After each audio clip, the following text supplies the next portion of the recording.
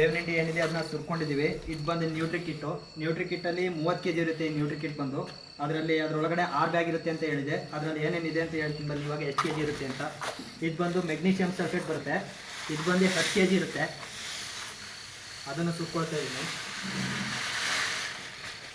ಅದಾದಮೇಲೆ ನಿಮಗೆ ಫೆರಾಕ್ಸ್ ಸಲ್ಫೇಟ್ ಬಂದು 10 kg ಬರುತ್ತೆ.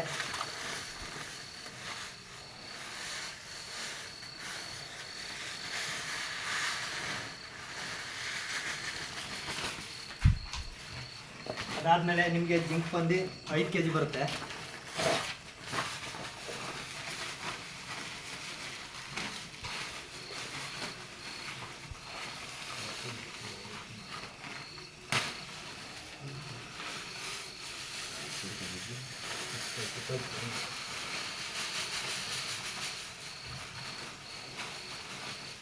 ಅದಾದಮೇಲೆ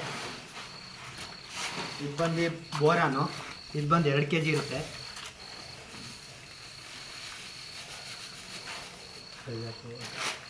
ಇದು ಬಂದು ಮ್ಯಾಂಗನೀಸ್ ಸಲ್ಫೇಟ್ ಅಂತ. ಇದು 2 kg ಇರುತ್ತೆ.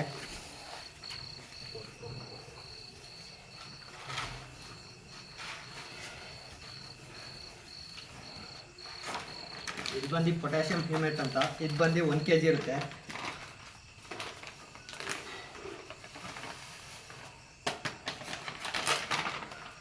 ಇಷ್ಟನ್ನು ನಾವು ಮಿಕ್ಸ್ ಮಾಡಿ ಶುಂಠಿ ಬೆಳೆಗೆ ನಾವು ನಾಳೆ ಶುಂಠಿ ಹಾಕೋದ್ರಿಂದ ನಾಳೆ ಶುಂಠಿ ಬೆಳೆಗೆ ಮಿಕ್ಸ್ ಮಾಡ್ತಾಯಿದ್ದೀವಿ. ರಿಸಲ್ಟು ಚೆನ್ನಾಗಿ ಬರುತ್ತೆ. ನೀವು ಮಿಕ್ಸ್ ಮಾಡಿ ಚೆನ್ನಾಗಿ ಹಾಕಿ.